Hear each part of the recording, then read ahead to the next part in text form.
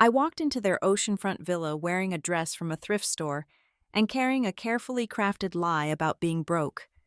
They looked at me like a stain on their pristine tablecloth that needed scrubbing. When his mother slid a thick envelope across the dinner table, she thought she was buying my disappearance. I took it with a smile. She did not realize she had just handed me the rope to hang them with. My name is Amy Meyer. I am 34 years old, and tonight I was playing the role of a lifetime. The costume was simple. It consisted of a polyester blend dress that I had purchased from a discount rack for $19.99 and a pair of scuffed flats that pinched my toes. My makeup was minimal, just enough to look presentable, but not enough to hide the tiredness around my eyes that came from my supposed double shifts. To the world, and specifically to the people waiting inside the looming structure ahead of me, I was a logistics coordinator for a mid-tier shipping company. I was the woman who tracked trucks and argued with warehouse managers for $18 an hour. I was the woman who clipped coupons and constantly talked about paying off my crushing student debt. The Weller estate sat on the edge of a cliff overlooking the Pacific Ocean, a monument to old money and even older prejudices. The driveway alone was long enough to house the entire apartment complex where I claimed to live. As Ethan drove his sleek German sedan through the iron gates, I could feel the atmosphere shift. The air inside the car became heavy, sucked dry of oxygen. Ethan Weller, the man I had been dating for 6 months, gripped the steering wheel until his knuckles turned white. He was 32 years old, handsome in a soft, unweathered way, but he possessed the spine of a jellyfish. He relied on an allowance that his father called a stipend and his mother called support. He loved me, or at least he thought he did, because I was uncomplicated. I was his rebellion, but a safe rebellion. I was poor enough to make him feel like a savior, but tonight, I was about to become his embarrassment. We parked in front of the main entrance. The house was a sprawling expanse of white stone and glass, cold and imposing. I reached for the door handle, but a valet was already there, opening it for me. I made sure to look startled, to fumble slightly with my seatbelt, offering a murmured thank you that was too quiet, too servile. Ethan walked around the car and took my hand. His palm was damp. "Just be yourself. Amy," he whispered, though his eyes were darting toward the front door as if he expected a firing squad. "They will love you." He was lying. We both knew it. The front door opened before we even reached the steps. Standing there was Cynthia Weller. She was a woman who wore her wealth like armor. Her hair was a perfect helmet of blonde highlights, not a single strand out of place, and her skin had the tight, glossy sheen of expensive dermatological intervention. She wore a silk blouse that probably cost more than my entire year of rent. Behind her stood Grant Weller, a tall man with stooped shoulders and a distracted look in his eyes. He held a tumbler of scotch, the ice clinking against the glass with a rhythm that betrayed a slight tremor in his hand. "Ethan," Cynthia said, her voice smooth and cool like polished marble. She stepped forward to kiss her son on the cheek, lingering just a second too long, claiming him. Then, her gaze slid to me. It was a physical sensation, like a scanner reading a barcode. She started at my scuffed shoes, moved up the cheap fabric of my dress, noted the lack of jewelry, and finally met my eyes with a smile that did not reach her frozen blue irises. "And you must be Amy." Her tone suggested she was addressing a stray dog that had wandered onto the porch. "Yes, Mrs. Weller," I said, dropping my gaze respectfully. "It is so nice to meet you. Thank you for having me." Grant grunted something unintelligible and took a long swallow of his drink. I noticed he was checking his watch.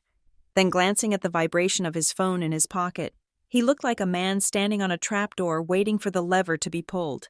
My research had told me that Weller Industries was bleeding cash, hemorrhaging nearly $2 million a quarter, but looking at him now, the desperation was palpable. He was terrified. "Come," Cynthia commanded, turning her back on us. "Dinner is served. We do not like to keep the staff waiting."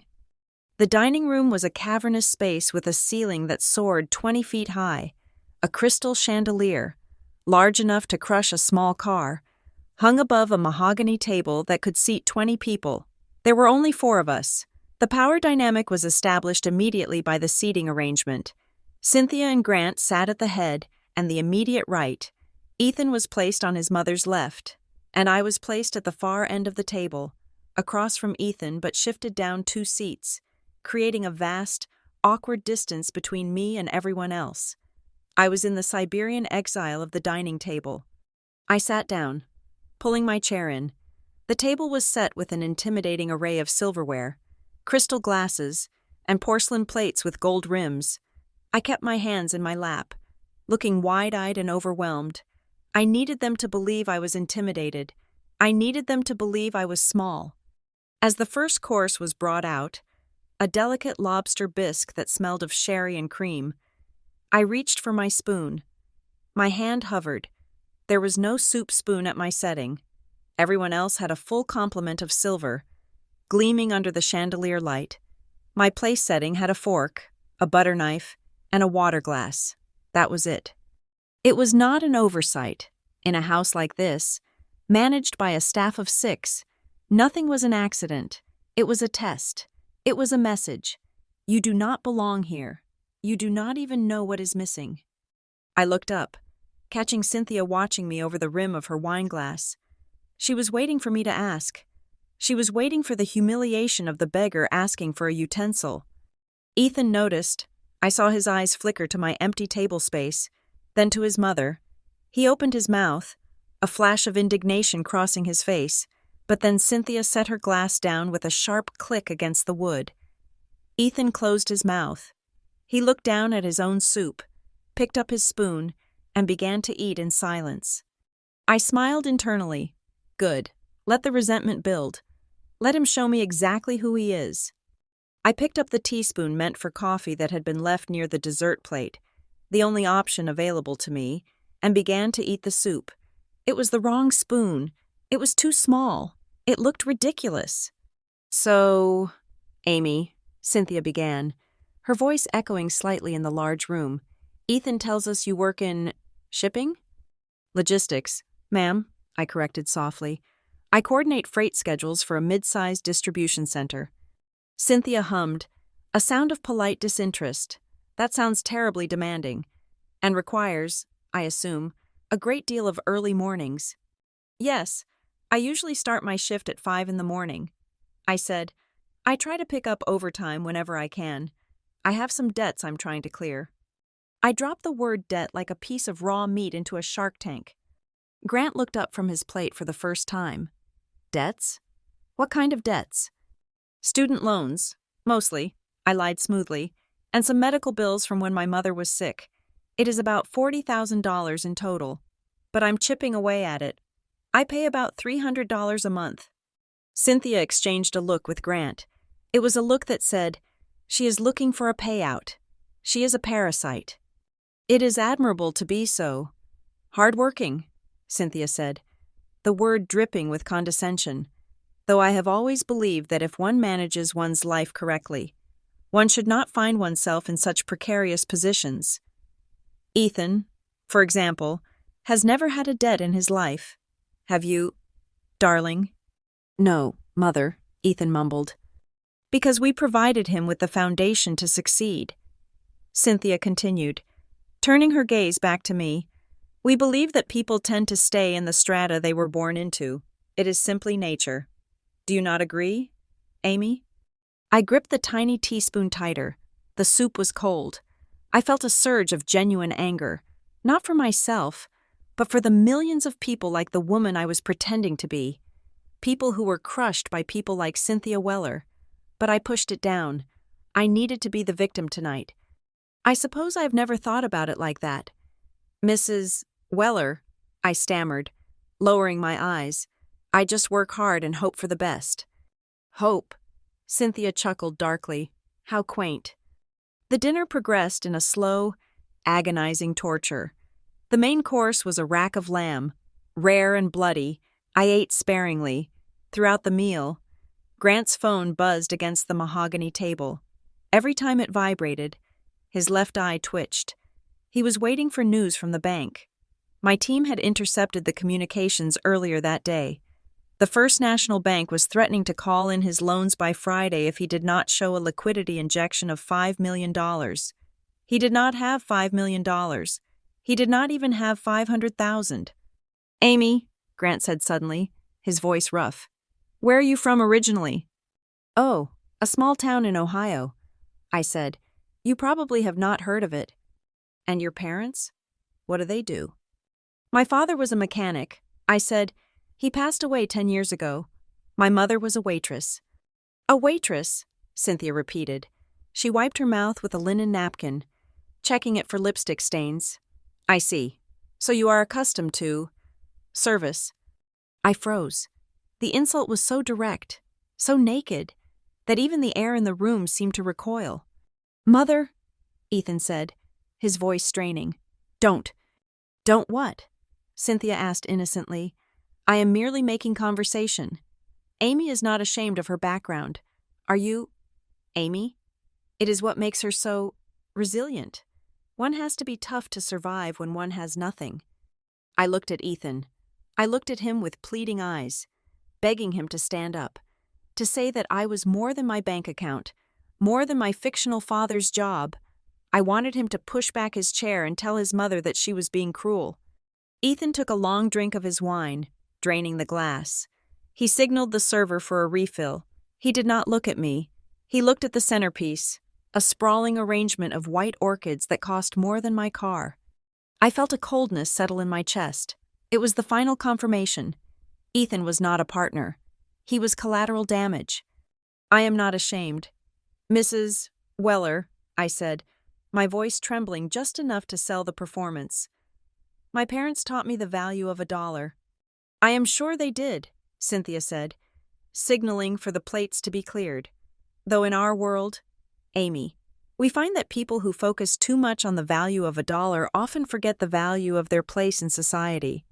She rang a small silver bell next to her plate. The sharp, piercing sound cut through the silence. Dessert, she announced, and then, we have some business to discuss. She looked at me then, a predator deciding it was time to end the hunt. The cruelty in her eyes was sharp and focused. She was done playing with her food. Grant pulled his phone out under the table again, his face gray. Ethan poured more wine down his throat, and I sat there, in my $19 dress, clutching my napkin, waiting for the executioner to swing the axe, knowing that the blade would shatter the moment it hit my neck. They thought I was trapped in here with them. They had no idea that they were trapped in here with me. The heavy cream linen envelope slid across the polished mahogany table with a soft hiss. It stopped exactly 3 inches from my water glass. It was thick, heavy, and unsealed. In the silence of the dining room, the object screamed louder than any shout could have. Cynthia did not blink. She had removed her hand from the envelope immediately, as if touching it for too long might contaminate her. She folded her hands on the table, interlacing her fingers, and looked at me with the dead, flat eyes of a shark smelling blood in the water. I think we can stop the charade now.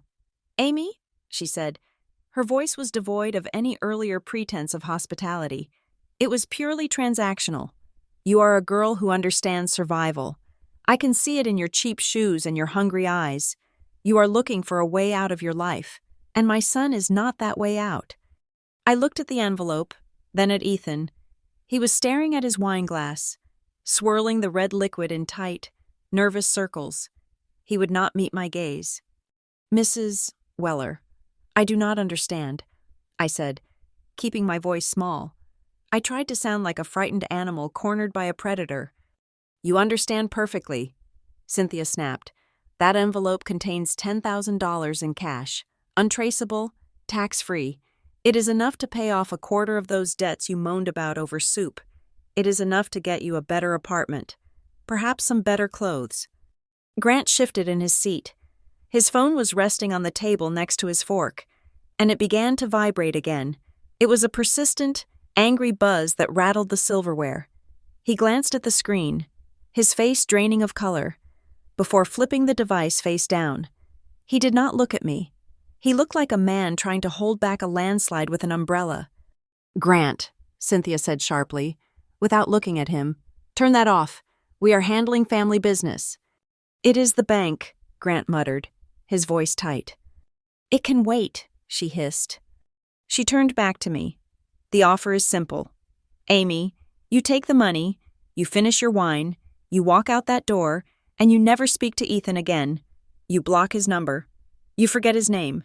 You go back to your logistics and your coupons, and you leave my family alone."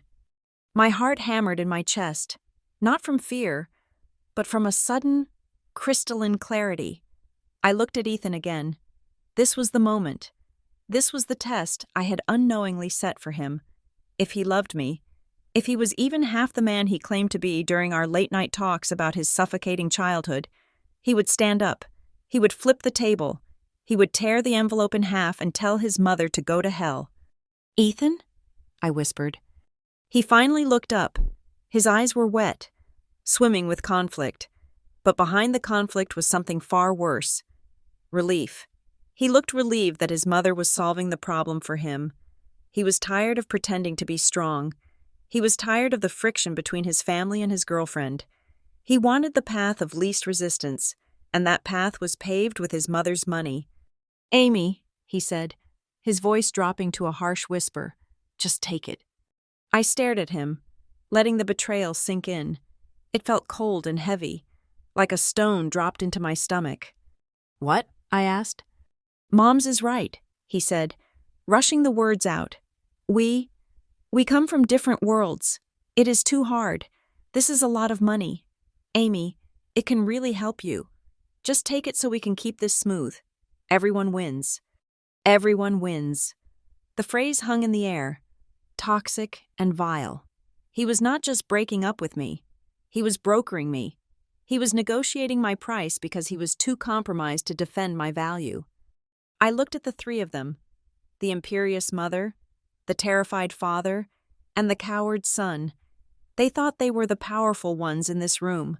They thought $10,000 was a life-changing sum that would make a poor girl dance. Slowly, deliberately, I reached out and picked up the envelope. Cynthia exhaled, a small puff of triumph. She thought it was over. I opened the flap. Inside, there was a stack of $100 bills, crisp and new. The smell of fresh ink wafted up. I did not just put it in my purse. That would have been too dignified. Instead, I pulled the stack out. "I need to check," I said. My voice was devoid of emotion. "Check what?" Cynthia asked, her brow furrowing. "That it is all here," I said. "I cannot just take your word for it. 10,000 is a lot of money to be short on." I began to count. 1, 2, 3, 4. I counted out loud. I licked my thumb before peeling off each bill. A vulgar gesture I knew would make Cynthia's skin crawl. I placed each bill on the table in a separate pile, creating a slow, rhythmic slap against the wood. Slap, 500, slap, 600. The silence in the room stretched thin. Grant's phone buzzed again, a long, sustained vibration that sounded like a drill. He reached for it, his hand shaking, but Cynthia kicked him under the table. I saw him wince. Ethan looked away, his face flushing red. He was ashamed, but not of his mother. He was ashamed of me. He was ashamed that I was actually counting the money, proving exactly how desperate and low-class I was. He hated that he had slept with someone who would lick their thumb to count cash at a dinner table. 2,100, 2,200. "Stop it," Cynthia whispered. "Just put it away." I did not stop. I slowed down.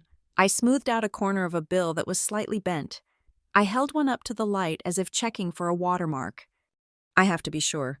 Mrs. Weller," I said innocently, "you said 10,000. If it is 9,900, the deal is off." I continued. The pile grew. The atmosphere in the room went from tense to excruciating. They were forced to watch the transaction in real time. They were forced to watch me reduce their son, their relationship, and their dignity to a stack of paper. 9,900, 10,000. I finished. I tapped the stack on the table to straighten it, the sound echoing like a judge's gavel. Then, I opened my battered faux leather purse and shoved the money inside. I made a show of struggling with the zipper, as if the cash barely fit. "It is all there," I said. Cynthia let out a breath she had been holding. "Good. Then our business is concluded. The valet has your car. You can leave." She picked up her wineglass, ready to wash the memory of me out of her mouth. Ethan slumped in his chair, looking at his lap. He thought I was already gone. I snapped my purse shut. I looked at the empty spot where my dessert spoon should have been. Then I looked at the server who had just appeared in the doorway, holding a tray with a silver stand. I smiled. It was a bright, vacuous smile. "Oh, I cannot leave yet," I said cheerfully. Cynthia froze, her glass halfway to her lips. "Excuse me?" "I accepted the money," I said, "and I agreed to the terms. I will break up with Ethan. I will lose his number. But what?" Grant barked, his patience finally snapping as his phone lit up again. "But I am still hungry," I said, "and I believe the menu said there was dark chocolate tart for dessert. I have never had a dark chocolate tart before. It would be a shame to waste it, do you not think?" I settled back into my chair, smoothing the napkin over my lap. "Besides," I added, looking straight at Ethan, whose mouth had fallen open, "the deal was that I leave Ethan. You never said I had to leave the dinner, and since I am now $10,000 richer, I feel like celebrating." Cynthia looked at me as if I had just spoken in tongues. She opened her mouth to order me out, to call security, to scream, but she couldn't. Not without causing a scene that the servants would witness, not without acknowledging that she had just paid me off and I was brazen enough to stay. To kick me out now would be to admit she had lost control of the situation. She swallowed her rage. It was a visible lump moving down her throat. "Serve the dessert," she choked out to the staff. I sat there, the envelope of cash sitting heavy and warm against my thigh. I watched Grant type a frantic text message under the table. I watched Ethan shrink until he was nothing more than a suit filled with regret, and I watched Cynthia realize that for the first time in her life, her money had not made a problem disappear. It had just invited the problem to pull up a chair and get comfortable. I was not leaving, not yet. I needed to see the rest of the show. I needed to see who else was coming to dinner, and I needed to see exactly how this family crumbled when the pressure was applied. The $10,000 was not a settlement. It was an admission fee, and I had a front row seat. The silence that followed my refusal to leave was shattered not by a scream, but by the grand entrance of Sloane Merritt.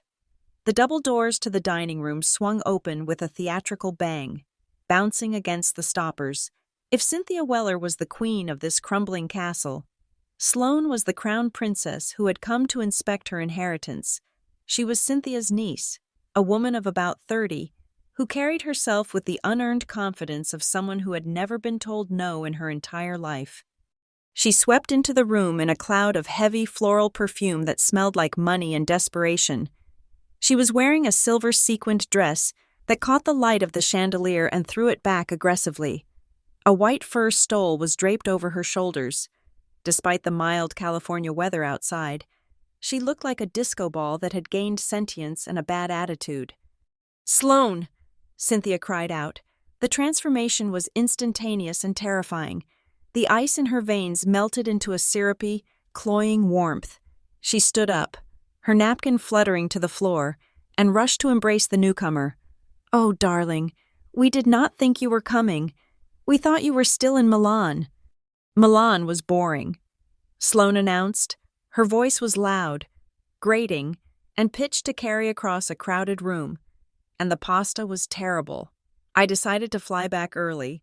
My pilot had a hell of a time getting a slot at Teterboro, but I told him that was his problem, not mine. She disentangled herself from Cynthia and scanned the table. Her eyes glossed over Grant, who had barely looked up from his phone, and landed briefly on Ethan. "Hi, Ethan," she said dismissively. "You look tired." Then, her gaze landed on me. I was still sitting there with my spoon poised over the empty space where my dessert should be. Sloane looked at my thrift store dress, my lack of jewelry, and the way I was sitting alone at the end of the table. She did not ask who I was. She did not wait for an introduction. In her world, people who looked like me were part of the furniture.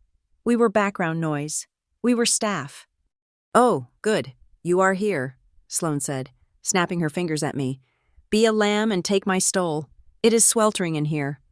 She unhooked the white fur from her shoulders and thrust it toward me without looking. She expected me to jump up, catch it, and whisk it away to a coat closet. The room went still.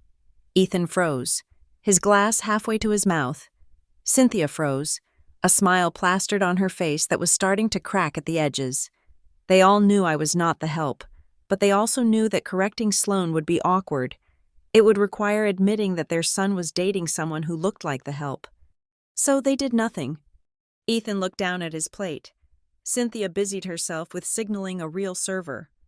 I looked at the fur stole dangling from Sloane's manicured hand. Then I looked at her face. She was waiting, tapping her foot impatiently. "I am afraid you have made a mistake," I said calmly. "I am not the coat check girl. I am Ethan's girlfriend." Sloane blinked. She pulled the stole back slowly, looking at me with a mixture of confusion and amusement. She did not look embarrassed. People like Sloane were incapable of embarrassment because they believed the world existed to serve them. If she made a mistake, it was the world's fault for being confusing. "Oh," she laughed, a sharp, barking sound. "My apologies. You just have that look, serviceable." She tossed the fur onto an empty chair and sat down right next to Cynthia, taking the seat that had clearly been saved for a guest of honor. The server immediately rushed over to pour her wine, ignoring my empty glass. "So, who is this?" Sloane asked, gesturing at me with her fork as if I were a specimen in a jar. "This is Amy," Cynthia said quickly, trying to steer the conversation back to safe waters. "Amy works in shipping." "Logistics," I corrected. "Right, boxes," Sloane said, waving her hand. "How fascinating. Anyway, Aunt Cynthia, you will not believe who I saw in the lounge at Heathrow." For the next 20 minutes, I ceased to exist. Sloane dominated the room. She talked about her travels, her shopping sprees, and the incompetent people she had fired from her boutique PR firm. She was a whirlwind of narcissism. Cynthia hung on her every word, nodding and laughing too loudly, desperate to bask in Sloane's reflected glow. It was pathetic. Cynthia acted like a queen, but around Sloane, she was just a courtier hoping for a favor. I sat back and watched. I observed, and then I saw it.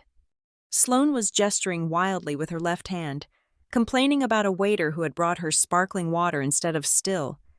As her hand moved, the light caught a heavy, intricate bracelet on her wrist.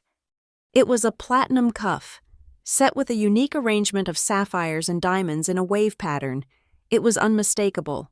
It was custom work. My heart rate slowed down. My mind sharpened into a singular point of focus. I knew that bracelet. I did not just know it from a magazine or a shop window. I knew it from a manifest. 6 weeks ago, my company, Meyer Global Logistics, had handled a high-priority shipment for a private jewelry house in New York. The shipment had been flagged as sensitive cargo.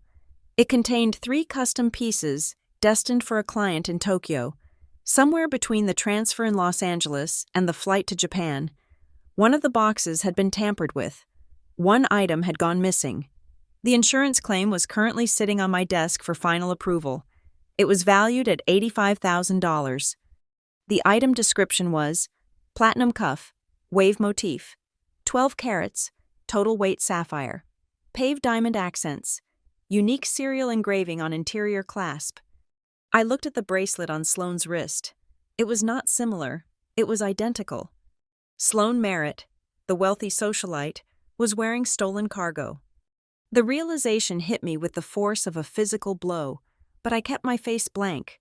I needed to be sure. I needed to see the clasp. But more importantly, I needed to understand how a piece of jewelry stolen from a secure logistics chain ended up on the wrist of my boyfriend's cousin. I took a sip of water, my mind racing. Sloane had mentioned her pilot. She had mentioned private hangars. My company often used subcontractors for private air freight when commercial lanes were jammed. Was it possible? Was the Weller family connection deeper than just bad manners? While Sloane launched into a story about a bad manicure, Grant finally spoke up. He had been checking his phone under the table every 30 seconds. "I do not care what they say," Grant muttered, almost to himself. "The audit is baseless." Cynthia shot him a warning look. "Grant, not now. We have company." She meant Sloane. She did not care if I heard. "It is that transport group," Grant said, his voice rising with stress. He poured himself another glass of wine, his hand shaking so badly a few drops spilled on the tablecloth. "They are squeezing us. They are demanding a full audit of the warehouse inventory before they release the bridge loan. They are claiming discrepancies in the manifest reports." "Which group?" Sloane asked, bored. "Archer Logistics." Grant spat the name out like a curse word. "They are sharks. They are freezing my accounts until the audit is done." I carefully set my water glass down. I had to bite the inside of my cheek to keep from smiling.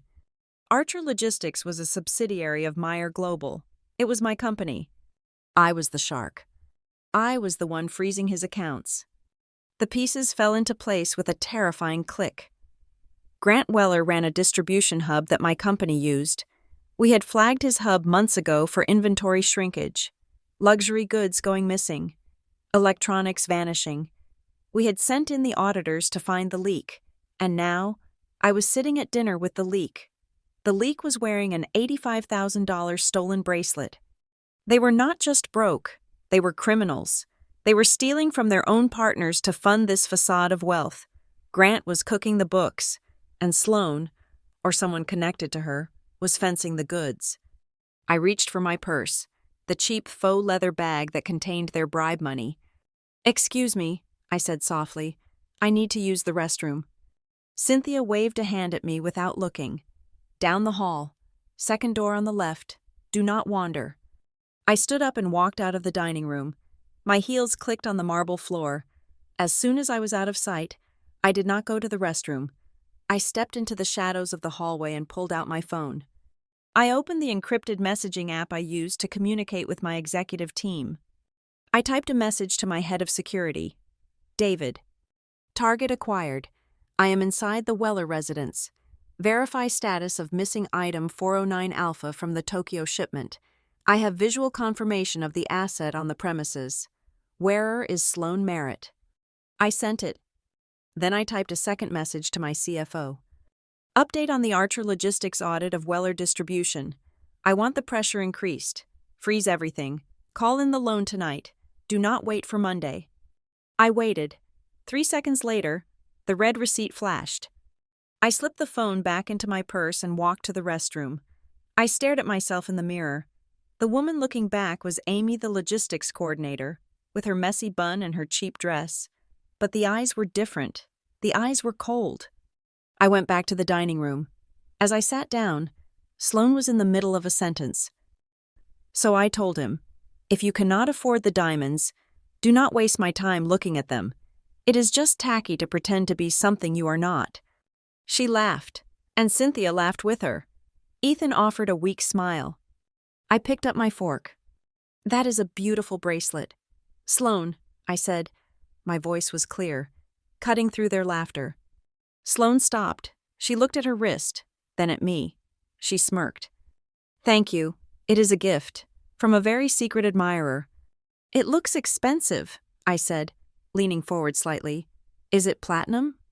"Of course it is platinum," Sloane sneered. "I do not wear silver. It turns my skin green.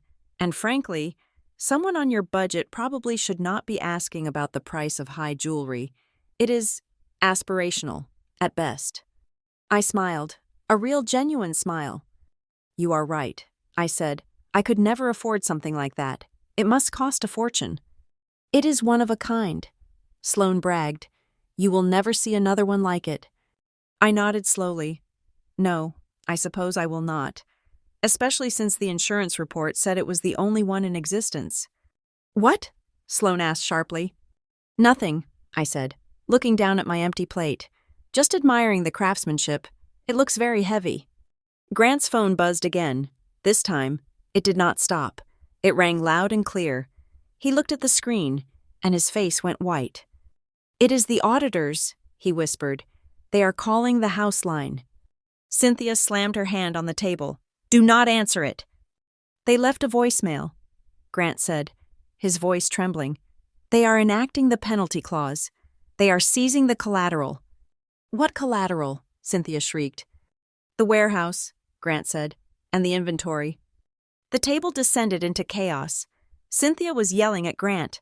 Grant was trying to dial his lawyer. Sloane was looking at her phone, ignoring them all. Ethan looked at me. I am sorry about this. Amy, he whispered, maybe you should go. I looked at him. I looked at the chaos around me. The crumbling empire. The stolen jewelry. The panic. Oh. No. Ethan, I said, reaching for the wine bottle and pouring myself a glass of their expensive vintage. I am not going anywhere. The show is just getting started. I took a sip of wine. It tasted like justice. Grant looked up at me, his eyes wild. What did you say? I said. Pass the salt, please, I replied. I watched Sloane adjust the bracelet on her wrist. She had no idea that the item she was flaunting was a GPS beacon that had just led the wolves right to her door. And she had no idea that the alpha wolf was sitting 3 feet away, wearing a $20 dress and holding a stack of their cash. The power in the room had shifted. They just did not know it yet. They thought they were being audited by a faceless corporation. They did not realize the auditor was asking them to pass the salt. The dinner party had dissolved into a bizarre theater of the absurd. On the surface, the Wellers were trying to maintain the veneer of a civilized family meal, but underneath, the foundation was rotting away minute by minute. Grant was sweating through his dress shirt, his eyes darting to his phone every few seconds. Cynthia was aggressively cutting her lamb, the knife screeching against the porcelain in a way that made my teeth ache. And Sloane was holding court, oblivious to the fact that she was wearing a felony on her left wrist. Amy, Sloane said, snapping her fingers near my face, my glass is empty. Since you are closest to the decanter, be a dear and top me off. I looked at the heavy crystal decanter sitting in the center of the table. It was within reach of Ethan, and arguably closer to Grant, but Sloane had decided that I was the designated server. Of course, I said, keeping my voice mild. I reached for the bottle. Careful, Cynthia interjected sharply. Her eyes narrowed on my hands. That is Baccarat crystal. It is vintage. Please do not drop it.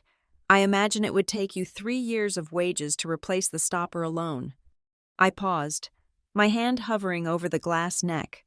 The insult was designed to make me flinch, to make me tremble with the fear of breaking something precious.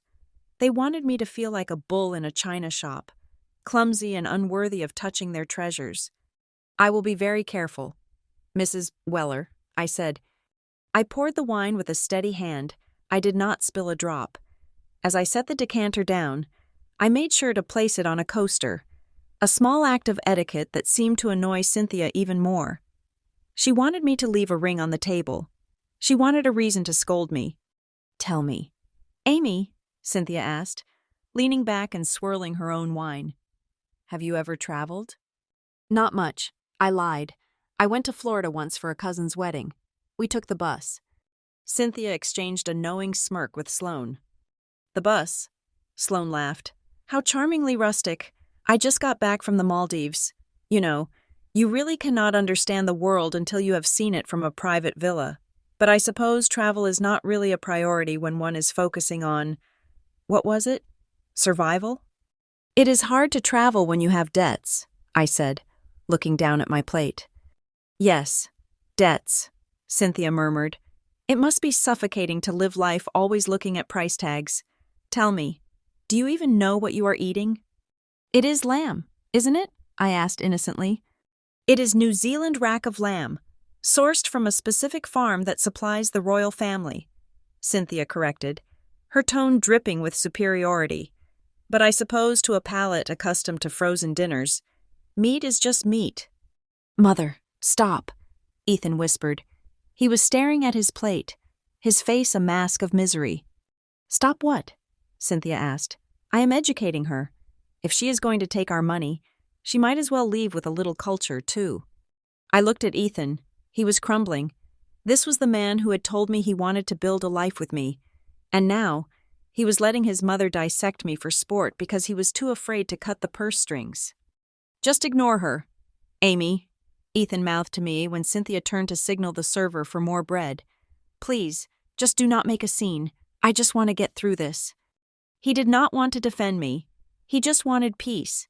He wanted me to absorb the abuse like a sponge so he would not have to get wet. I smiled at him, a weak, pathetic smile. Okay, Ethan, whatever you say. Suddenly, Grant's phone rang again. It was a harsh, jarring ringtone that cut through the room. This was not the vibration of a text message. This was a call he could not ignore. He stood up so abruptly his chair screeched against the floor. I have to take this, he muttered. Sit down, Grant, Cynthia hissed. We have guests. It is Meridian Private Bank, Grant snapped, his voice cracking. If I do not answer, they call the note. Do you understand? They call the entire note. He walked away from the table, but he did not go far enough. He paced near the archway leading to the foyer, his voice carrying in the cavernous acoustics of the house. I picked up my water glass and took a slow sip, straining my ears. Look, I just need 48 hours. Grant was pleading. The liquidity is there. It is just tied up in inventory. No, do not freeze the operating account. If you freeze the operating account, payroll bounces on Friday. Please, I am begging you. Meridian Private Bank. I filed the name away in the steel trap of my memory. I knew Meridian. They were a mid-sized institution that catered to clients with high net worth but low liquidity. They were aggressive. If Grant was begging them not to freeze payroll, the Weller family business was not just struggling, it was dead. It was a corpse that had not realized it had stopped breathing yet. Grant returned to the table a moment later. He looked gray. He looked like a man who had aged 10 years in 2 minutes. He sat down and picked up his scotch, draining it in one swallow.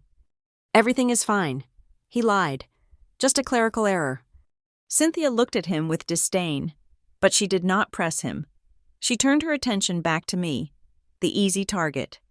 So, Amy, she said, since you are suddenly flush with cash, what will you do? Buy a new wardrobe? Perhaps fix your teeth? I touched my face instinctively. My teeth were perfectly straight, the result of expensive orthodontia paid for by my parents when I was a teenager. But Cynthia had a way of making you feel like you were physically repulsive. I do not know, I stammered. I should probably save it. How boring. Sloane yawned. She stretched her arm out, the stolen bracelet flashing under the chandelier.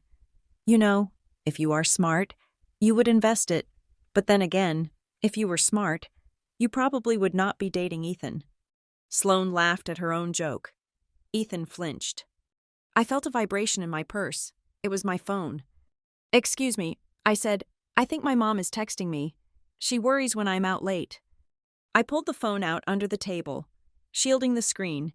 It was a message from David, my head of security. He had worked fast.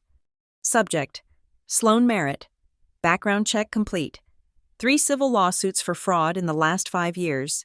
Linked to a resale ring moving counterfeit luxury goods and stolen property out of Miami. Currently under investigation by the Insurance Bureau for a staged robbery in 2023. She is not just a consumer. She is a participant. I stared at the screen. The picture was complete. Sloane was not just a rich girl with bad manners. She was a criminal. She was likely using Grant's failing logistics hub to move her illicit inventory, which explained why Grant was so terrified of the audit. If my auditors opened the wrong container, they would not just find missing inventory, they would find stolen goods. Grant was not just facing bankruptcy, he was facing federal prison, and Sloane was the ringleader. I slipped the phone back into my purse. A cold calm settled over me. I had enough evidence to bury them all. I could walk out right now, hand the file to the police, and watch the implosion from the safety of my penthouse. But that felt too impersonal. That felt too easy. They had treated me like dirt. They had bribed me. They had insulted my family, my appearance, and my intelligence. I wanted to look them in the eye when the walls came down. I looked at Sloane. She was picking at her food, looking bored and arrogant. She felt untouchable. I need to bring her down a peg. I thought, I need to strip away that armor of entitlement before I deliver the killing blow. I looked at the bracelet again, the platinum cuff with the wave motif. It was loose on her wrist. I formulated a plan. It was risky. It required me to play the clumsy, unrefined oaf they already believed I was. But if it worked, it would expose Sloane right here at the dinner table. I waited for the servers to clear the main course. As the server reached for my plate, I leaned forward. "Actually," I said, my voice rising slightly, "I am still working on that." The server paused. Cynthia rolled her eyes. "For heaven's sake, let the man do his job." Cynthia snapped, "You have been pushing that piece of fat around your plate for 20 minutes. "I am sorry," I said, flustered. I hate to waste food." I picked up my fork and knife, my hands shaking intentionally. I looked at Sloane. "Sloane," I said, "can I ask you something?" "What?" she asked, not looking up from her reflection in her spoon. "That bracelet," I said. "You said it was one of a kind. Does it have a safety clasp?" Sloane looked up, annoyed. "Why are you so obsessed with my jewelry?" "Yes, it has a safety clasp. It is designed so that it never falls off." "Why?" I read somewhere that really expensive jewelry has serial numbers engraved on the inside." I said, "Like a secret code. Is that true?" Sloane narrowed her eyes. She was suspicious now. "Who told you that?" "I do not remember," I said, shrinking back. "I just thought it was cool, like a spy movie." "It is true," Grant said suddenly. His voice was hoarse. "High-value items are tracked. Every piece has a provenance." He was thinking about his warehouse. He was thinking about the missing items. He was sweating. Sloane glared at him. "Nobody is talking to you." "Grant?" She turned back to me. "Yes, it has a serial number, but you will never get close enough to read it." I smiled, a small, shy smile. "I bet I could guess it," I said. Sloane laughed. "You are delusional." "I bet it starts with the letter A." I said, "For Archer." The room went dead silent. Grant dropped his fork. It clattered against the plate with a violence that made everyone jump. Archer Logistics was the name of the company auditing him. It was the name of the company investigating the theft. "Why would you say that?" Grant whispered. He was looking at me with genuine fear now. I shrugged. "I do not know. It just popped into my head. Archer. Like an arrow?" I watched Grant's face crumble. He knew. Somewhere, deep in his lizard brain, he realized that I was not who I said I was. But he could not process it. It was too impossible. The girl in the polyester dress could not be the Reaper. Ethan looked confused. "What are you talking about, Amy?" "Nothing," I said. "Just making conversation." I stood up. "I am going to use the restroom again," I said. "All this wine goes right through me." "Sit down," Cynthia commanded. "We are about to have coffee." "I really have to go," I said. I moved to squeeze past the back of Sloane's chair. The space was tight. "Oops, sorry," I said. As I passed, I pretended to stumble. My hip checked the back of Sloane's chair, jarring her forward. "Watch it!" Sloane shrieked. "You clumsy idiot!" I flailed my arms, grabbing onto the back of her chair for support. In the confusion, my hand brushed against her left arm. My fingers found the clasp of the bracelet. It was a complex mechanism, but I knew the schematic. I had approved the design patent myself 3 years ago. With a quick, practiced motion, I pressed the release pin hidden under the diamond pavé. The bracelet clicked open. I pulled my hand away instantly as I regained my balance. "I am so sorry," I cried, backing away. My heel, the rug. "Get away from me!" Sloane yelled, brushing off her shoulder where I had touched her. "You are a disaster." She raised her arm to point a finger at me, and as she did, the heavy platinum bracelet slid off her wrist. It fell through the air in slow motion. It hit the marble floor with a sickening, metallic crunch that echoed through the silent room. "Oh no," I gasped, covering my mouth with my hands. Sloane stared at her bare wrist. Then she looked at the floor. "My bracelet!" she screamed. She dove out of her chair, scrambling on her hands and knees. She picked it up. She held it up to the light. "It is scratched," she wailed. You scratched it, you stupid, clumsy, poverty-stricken little… She stopped. She was holding the bracelet up, and because the clasp was open, the interior of the band was visible to everyone at the table. There, engraved on the inside in precise, laser-etched lettering, was the serial number, and right next to it, the unmistakable logo of the manufacturer. But it was not a custom logo. It was a standard inventory tracking code. And right below it, visible even from a distance, were the words, Property of Meyer Global, Prototype. Grant saw it. He knew Meyer Global owned Archer Logistics. He made a sound like a dying animal. I stood there, looking down at them, Sloane on the floor, clutching stolen property, Grant staring at the evidence of his own complicity, Cynthia looking confused and furious. Oh dear, I said, my voice dripping with fake concern. I hope it is not broken. That would be terrible, especially if it is, irreplaceable. I had planted the seed. I had triggered the panic. Now, I just had to wait for the roots to tear the house apart. The aftermath of the bracelet dropping to the floor was chaotic. A frantic scramble of limbs and accusations. Sloane had snatched the piece of jewelry up from the marble tiles, clutching it to her chest like a mother protecting a child from a pack of wolves. She had seen the engraving. Grant had seen the engraving. The air in the dining room was thick with a toxic mixture of fear and adrenaline.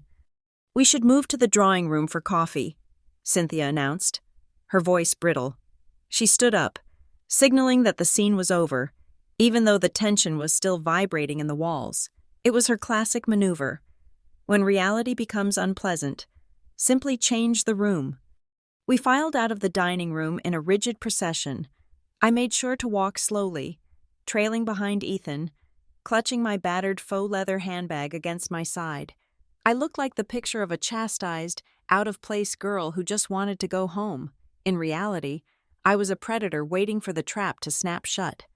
Sloane was walking ahead of me, muttering to herself, rubbing the platinum cuff with her thumb. She was agitated. She knew the bracelet was marked property of Meyer Global. She knew Grant was being audited by my company. Her survival instinct, honed by years of grifting and social climbing, was kicking into overdrive. She needed to get rid of the evidence, and she needed to destroy the witness. As we reached the narrow archway leading into the sunken drawing room, Sloane stopped abruptly. She turned, feigning a stumble in her high heels, and lurched backward. It was a clumsy move, theatrical and overdone. She slammed into me with the full weight of her body. Her shoulder checked mine hard, and for a split second, our bodies were pressed together in the confined space. I felt her hand move with lightning speed, a practiced dip and slide, toward the open mouth of my tote bag. I felt the sudden, distinct addition of weight drop into my purse. It was heavy, metallic, and cold. "Watch where you are going!" Sloane shrieked, shoving me away as if I were contagious. "You are always underfoot." I stumbled back, gripping my bag. "I am sorry," I murmured, lowering my head. "I did not mean to." "Just stay away from me," Sloane spat, smoothing her dress. She turned and marched into the drawing room, where Cynthia was already pouring coffee from a silver service. Grant was pacing by the window, staring out at the dark ocean, looking for a way out of his life.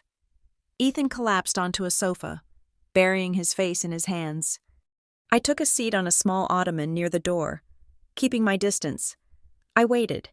I counted the seconds in my head. 1, 2, 3. Sloane took a sip of coffee. She set the cup down. She touched her left wrist. Then, the performance began. "My bracelet!" she screamed. The sound tore through the room. She stood up, her eyes wide with manufactured panic. She patted her wrist, then the floor around her, then checked her other hand. "It is gone. It was just on my wrist a second ago." Cynthia dropped the sugar tongs. "What do you mean it is gone? You just picked it up in the dining room." "I had it," Sloane yelled, her voice climbing an octave. "I put it back on right after that clumsy idiot knocked it off. I checked the clasp. It was secure."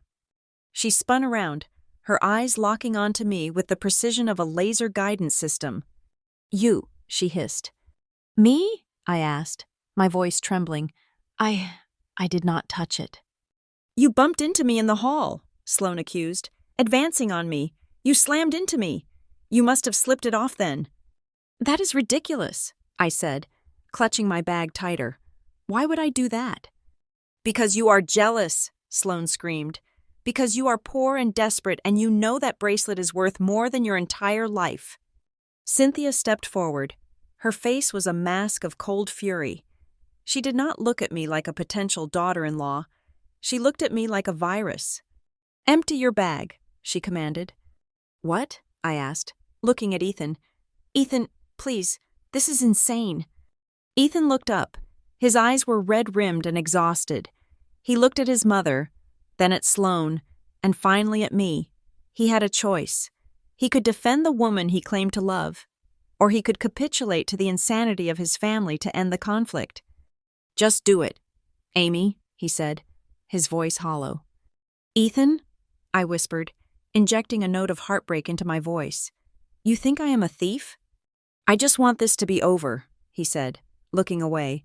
"If you did not take it, just show them. Check the bag so we can resolve this quickly." Resolve it quickly. That was Ethan's life philosophy. Avoid conflict, capitulate to power, and hope the storm passes. He was not a bad man. Perhaps, but he was a weak one. And in my world, weakness was more dangerous than malice. I stood up slowly. The room was silent. Grant had turned from the window, watching with a sickly fascination. He knew the bracelet was stolen property, but he was too terrified to intervene. If I had it, I was the one going to jail, not Sloane. It was a convenient solution for them all. "Fine," I said, "if that is what you want." I upended my bag over the Persian rug. My wallet fell out, a pack of tissues, a tube of lip balm, my keys, the envelope of cash Cynthia had given me. And then, with a heavy thud, the platinum bracelet hit the floor. The silence that followed was absolute. It was the silence of a tomb. The diamonds glittered under the recessed lighting, mocking me. "I knew it," Sloane shrieked, pointing a manicured finger at the evidence. "I knew it. She is a thief, a common little thief." Cynthia looked at me with a mixture of triumph and disgust. She finally had the ammunition she needed to not just remove me, but to destroy me. "I am calling the police," Cynthia stated, reaching for the landline phone on the side table. "I will not have a criminal in my house." "Wait," I cried out. "I did not take it. She put it there. She planted it on me when she bumped into me." "Oh, please," Sloane scoffed. "Why would I throw away a $100,000 bracelet? You are pathetic. Save your lies for the district attorney." Ethan looked at me with pure disappointment. "I stood up for you," he whispered. "I brought you here. And you steal from my family?" "I did not steal it." "Ethan," I said firmly. "Stop lying," he shouted, his voice cracking. "The evidence is right there. Amy, just stop." Cynthia punched the buttons on the phone. 911. She held the receiver to her ear, her eyes locking with mine. She wanted me to beg. She wanted me to fall to my knees and plead for mercy so she could enjoy the power of denying it. I did not beg. I stopped trembling. I straightened my spine. The look of fear vanished from my face, replaced by the cool, detached expression of a CEO in a boardroom. "Put the phone down." "Cynthia," I said. My voice was no longer the soft, high-pitched timbre of Amy the logistics girl. It was my real voice, low, authoritative, and commanding. Cynthia paused, the receiver hovering near her ear. She blinked, confused by the sudden shift in tone. "Excuse me?" she asked. I said, "Put the phone down." I repeated, "Unless you want the police to see exactly how that bracelet ended up in my bag." "What are you talking about?" Sloane snapped, though I saw a flicker of doubt in her eyes. "It is your word against ours, and who are the police going to believe? The Weller family, or the girl wearing a $20 dress?" "They do not have to believe anyone," I said calmly. "They just have to watch the video." I reached up to the collar of my cheap dress. Pinned there was a brooch. a gaudy, oversized, fake flower that looked like something bought at a flea market. I unpinned it and held it up. "You see this?" I asked. "It looks like costume jewelry, but it is actually a high-definition wide-angle camera with a localized microphone. It has been recording since I stepped out of the car. It uploads directly to a cloud server in real time." I tapped the center of the flower. I pulled my phone out of my pocket, not the cracked Android I'd been using for props, but my actual phone, a sleek, top-of-the-line device. I tapped the screen and held it up for them to see. On the screen was a crisp, clear video playback. It showed the hallway. It showed Sloane turning around. It showed her checking the bracelet in her hand. It showed her eyes darting around, calculating, and then it showed her deliberately lunging at me. The angle was perfect. You could see her hand move. You could see the glint of platinum as she slid the bracelet into the open mouth of my bag. You could hear her whisper, "Watch where you are going," right before she shoved me. The video played on a loop. Sloane planting the bracelet. Sloane planting the bracelet. Sloane planting the bracelet. I looked at Sloane. Her face had gone the color of old paper. "This is what we call a frame job," I said, my voice cutting through the room like a scalpel. "And in the state of California, filing a false police report is a misdemeanor, but framing someone for grand larceny? That is a felony. Attempting to plant stolen goods to hide your own possession of them? That is a federal offense." Grant made a choking sound. He collapsed onto the nearest chair, clutching his chest. "Stolen goods?" Cynthia whispered. She looked at the phone, then at the bracelet, then at Sloane. "What is she talking about?" "Ask your husband," I said, nodding at Grant. "Or better yet, ask Sloane where she got a prototype bracelet that belongs to Meyer Global. A bracelet that was reported stolen from a shipment 6 weeks ago." Sloane backed away, shaking her head. No, that is not. I bought it. I have a receipt." "You have nothing," I said, "because that bracelet was never sold. It was stolen from a secure cargo container. And now, thanks to this video, I have proof that it was in your possession, and that you tried to plant it on me to cover your tracks." I looked at Cynthia, who was still holding the phone receiver. The dial tone was whining loudly in the silence. "So, Cynthia," I said, taking a step forward, "go ahead. Finish the call. Tell the police to come. I am sure they will be very interested to see this video.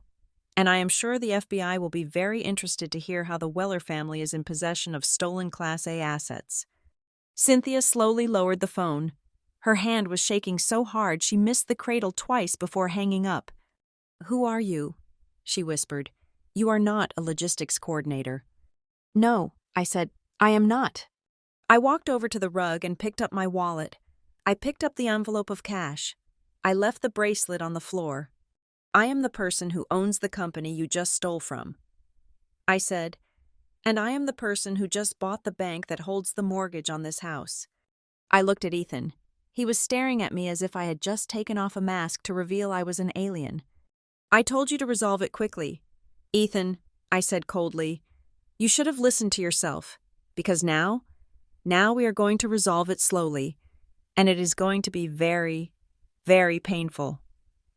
The silence in the drawing room was a physical weight, heavy and suffocating. I had just told them who I was. I had told them I owned the company Sloane had stolen from, and the bank that held Grant's fate in its hands. But denial is a powerful drug, and Cynthia Weller was overdosing on it. She stared at me, her eyes blinking rapidly, processing my statement and then rejecting it entirely. To her, it was simply impossible. In her worldview, women who wore $19 dresses and scuffed flats did not own multinational corporations. Therefore, I was lying. I was a grifter with a hidden camera and a grandiose delusion, trying to bluff my way into a settlement. "You are insane," Cynthia whispered, her voice regaining its icy edge. "You are a pathological liar. You own the bank? You cannot even afford a proper haircut." She turned to Grant. "Call security. Grant, get this lunatic out of my house." Grant did not move. He was still pale, staring at the floor where the bracelet lay. He was the only one who suspected the truth, but fear had paralyzed him. "Wait," Cynthia said, a new thought dawning on her face.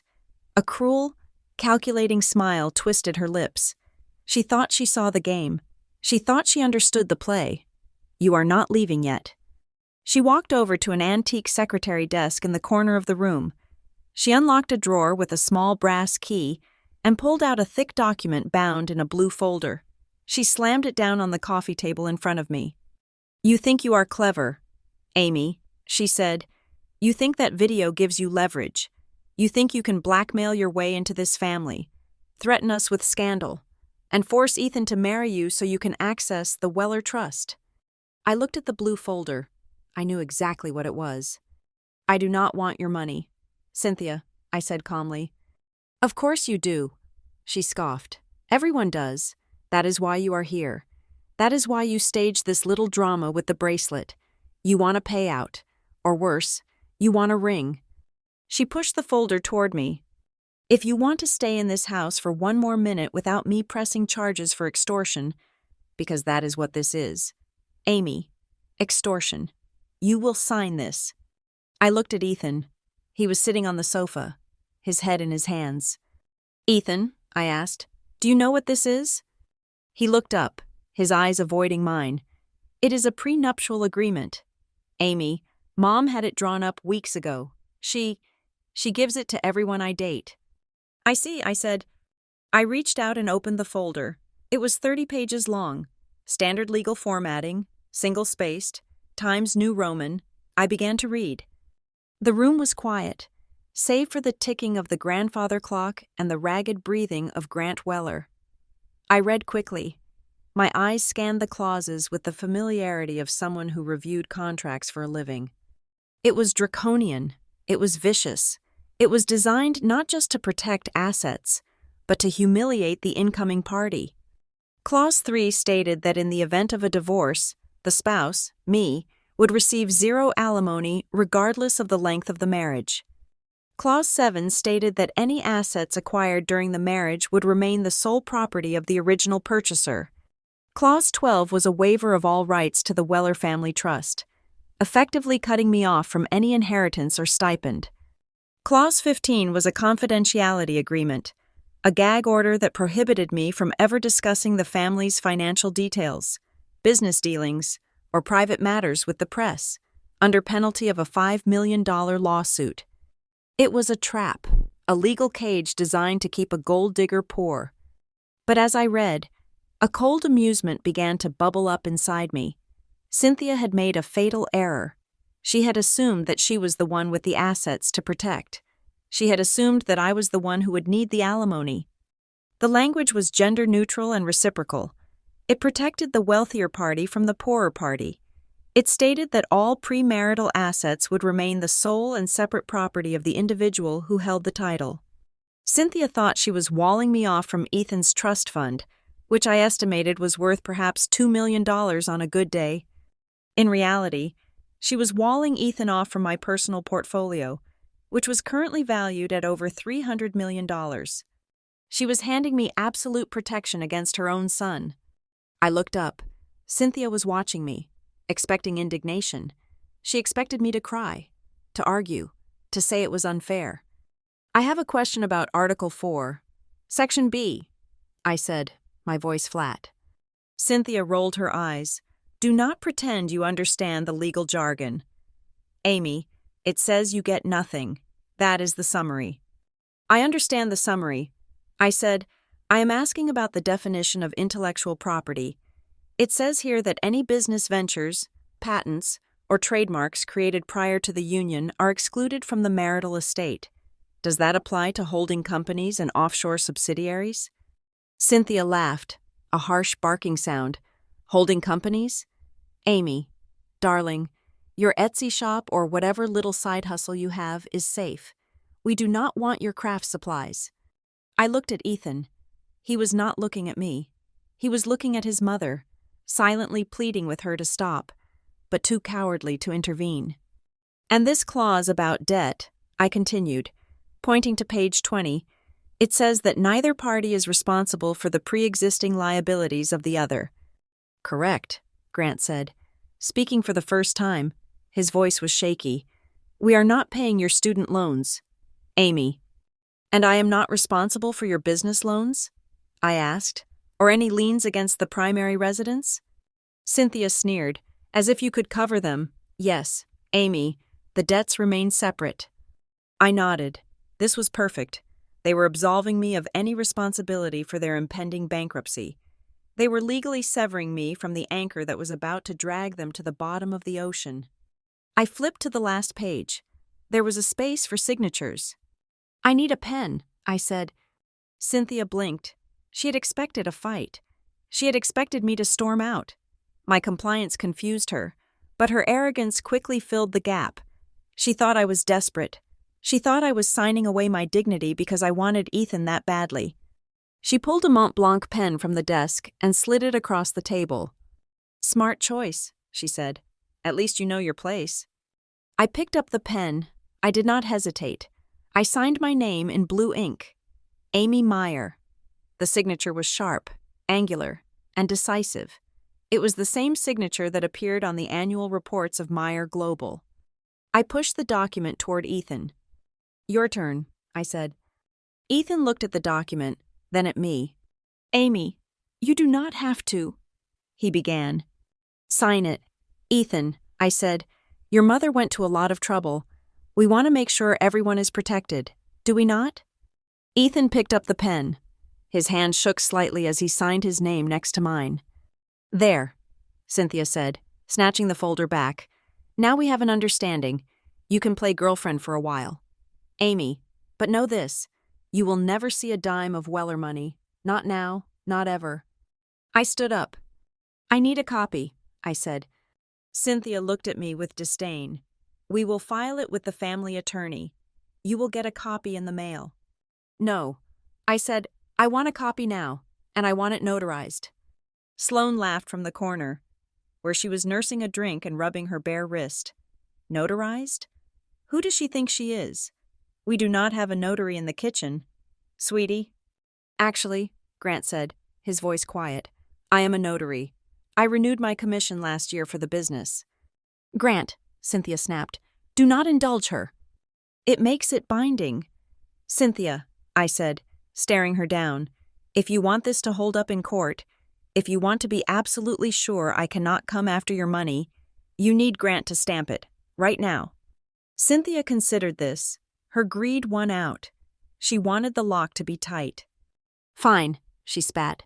Grant, stamp the damn thing. Grant went to the desk. He pulled out his embosser and his stamp. He verified our signatures. He pressed the seal onto the paper with a heavy thunk. He separated the duplicate copy and handed it to me. I took the document. I folded it neatly and placed it in my bag, right next to the envelope of cash and the hidden camera. Thank you, I said. You have no idea how much peace of mind this gives me. Cynthia laughed again, shaking her head. You are truly pathetic.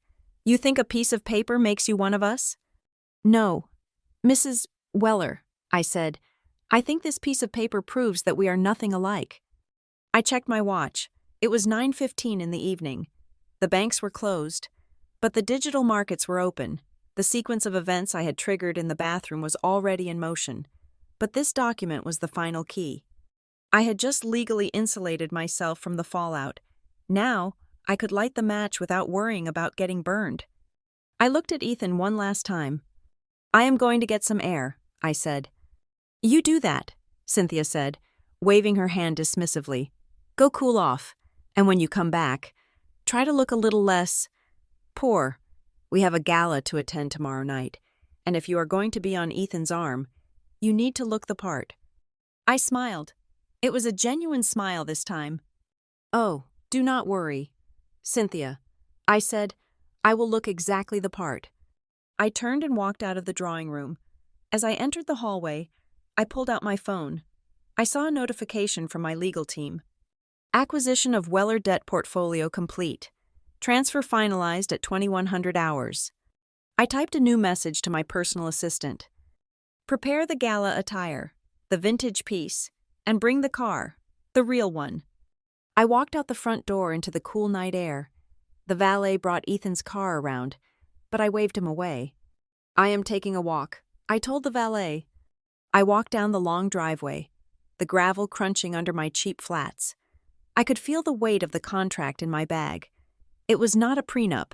It was a death warrant for their lifestyle, and they had signed it themselves. They thought they had trapped me. They thought they had neutralized the threat. They were celebrating in there, drinking their coffee, laughing at the poor girl who signed away her rights. They did not know that tomorrow night, at the gala, the poor girl was going to buy their lives, and she had the receipt to prove it. The stage was set. The legal framework was solid. The debt was bought. It was time to stop playing the victim. It was time to show them what a real predator looked like. I retreated to the guest room that Cynthia had graciously allocated to me. It was not really a guest room. It was a converted storage space near the servants' quarters, smelling faintly of cedar and mothballs. The bed was narrow. The sheets were stiff, and there was no view of the ocean. It was one final, petty reminder of my status in this household. But I did not care about the thread count of the sheets. I cared about the wireless signal.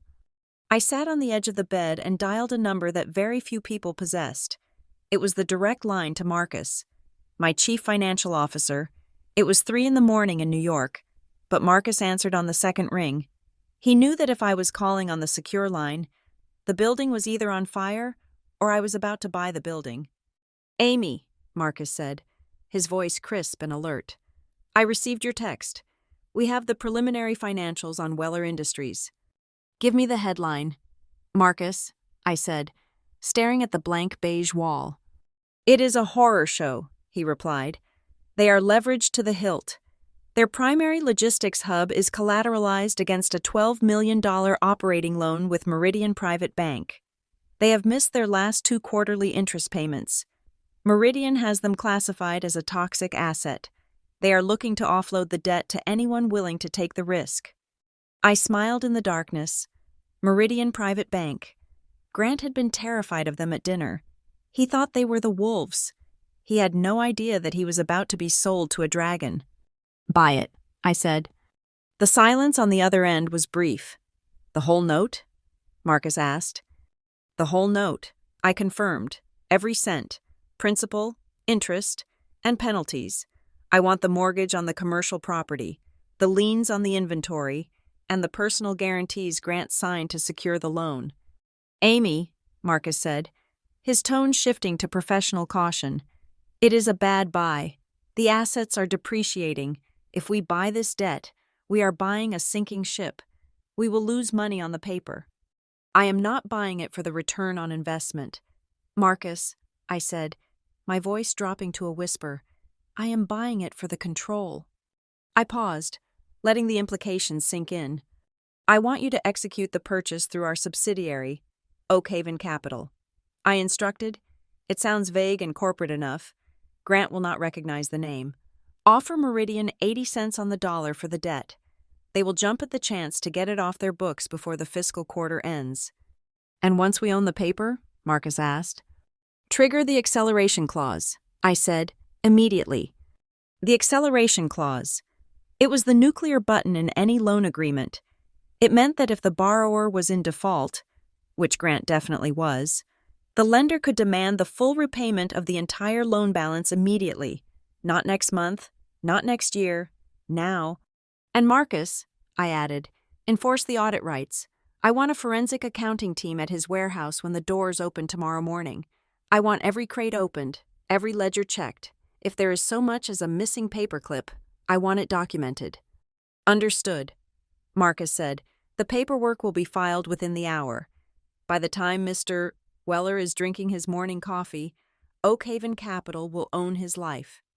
I hung up. I lay back on the stiff mattress and stared at the ceiling. I did not sleep. I spent the night visualizing the collapse. It was a specific kind of satisfaction, like watching a controlled demolition. They had tried to buy me off with $10,000. I was about to buy their existence for $9 million.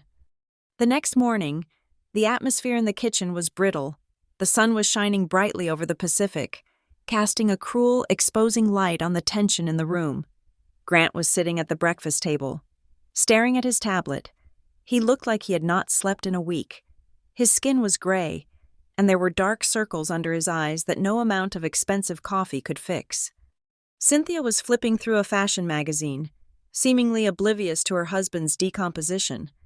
"Amy," she said as I walked in, "I trust you slept well in the staff quarters?" "Like a baby." I lied, pouring myself a cup of black coffee. "Good," Cynthia said, not looking up. "Tonight is the charity gala. It is the most important social event of the season. Everyone who matters will be there. I need you to try not to embarrass us." "I will do my best, Mrs. Weller," I said meekly. Ethan was standing by the window, looking out at the ocean. He turned when I spoke.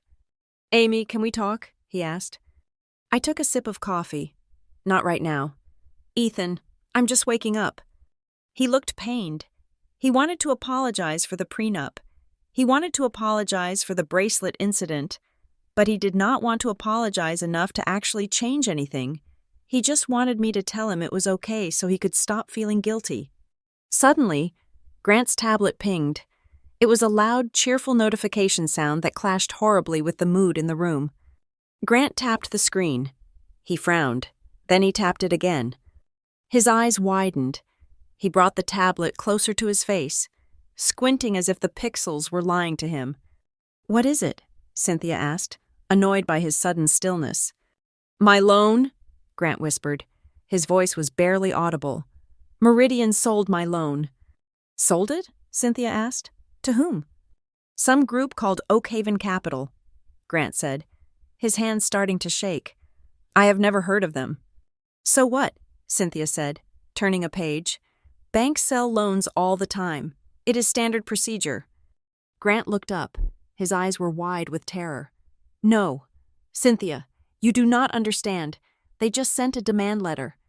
"A demand letter for what?" "For everything," Grant choked out. "They are invoking the acceleration clause. They are demanding full repayment of the $12 million principal plus interest and penalties. They want it within 24 hours. Cynthia finally put down her magazine. "That is illegal. They cannot do that." "They can," Grant said, standing up. He looked like he was going to vomit. "I missed the covenants. I am in technical default. Meridian let it slide because we have a relationship. But these new people, this Oakhaven group, they are not playing." He swiped the screen again. "Oh my God," he gasped. "What?" Cynthia snapped. "They have frozen the operating accounts," Grant said. "Payroll is tomorrow. I cannot pay the drivers. I cannot pay the warehouse staff. If the trucks do not move, we are in breach of contract with our clients." Grant looked at me, but he did not see me. He saw a witness to his humiliation. "Who are these people?" he yelled, slamming his hand on the table. "Why are they doing this? It feels personal." I took another sip of coffee. It was lukewarm, but it tasted delicious. "Maybe it is just business, Mr. Weller," I suggested softly. Grant ignored me. He began pacing the kitchen, dialing numbers on his phone. "Get me legal," he shouted into the receiver. "I do not care what time it is. We have a hostile creditor. They are tearing us apart." I watched him unravel. It was fascinating to see the dynamic shift. Yesterday, he was the master of the house, the man who let his wife interrogate me about my poverty. Today, he was a frightened animal caught in a trap he could not see. Ethan walked over to his father. "Dad, calm down. We can fix this. We can pull money from the trust." "We cannot touch the trust," Grant yelled. "It is locked up in real estate. We are illiquid. Ethan, cash poor. Do you not understand English? We have no cash." Cynthia stood up, her face tight with irritation. "Grant, stop shouting. You are upsetting the staff. And more importantly, you are ruining my morning. Just call the bank and fix it. We have the gala tonight. I will not have you looking like a nervous wreck in front of the board members." Grant stared at his wife. For a second, I thought he might hit her. The disconnect between his reality and hers was absolute. He was facing bankruptcy. She was worrying about cocktail hour. "I cannot just call them and fix it." "Cynthia," Grant screamed, "they have sent auditors. They are at the warehouse right now. Auditors? Sloane's voice came from the doorway. She was wearing a silk robe and looking hungover. Grant spun around. Yes, auditors. And if they find any discrepancies in the inventory, if they find anything missing. He did not finish the sentence. He did not have to. Sloane's face went white. She clutched the lapels of her robe. Grant, you have to stop them, she whispered. I cannot stop them, Grant roared. They have a legal court order. They own the debt. They own the keys. I set my coffee cup down on the saucer with a gentle clink. It sounds very serious, I observed. Grant turned his fury on me. You have no idea what is serious. You foolish girl. This is high finance. This is corporate warfare. Go back to your logistics job and move your little boxes. I stood up. I smoothed the front of my cheap dress. Actually, I said, checking the time on the wall clock, I should probably get going. I need to get ready for tonight. Tonight? Cynthia asked, looking at me with disbelief. You are still coming? After all this? Well, I said, blinking innocently, you said it was the most important event of the season, and Ethan needs a date. Besides, I signed the prenup. I am part of the family now, right? Cynthia let out a sharp, derisive laugh. You have nerve, Amy. I will give you that. Fine, come, but do not expect us to hold your hand. We have real problems to deal with. She turned back to Grant. Fix it by 5 o'clock. Grant, I mean it. I am not walking the red carpet with a bankrupt husband. I walked out of the kitchen. As I passed Ethan, he reached out and grabbed my arm. Amy, he said, his voice low, I am sorry about him. He is just stressed. It is okay.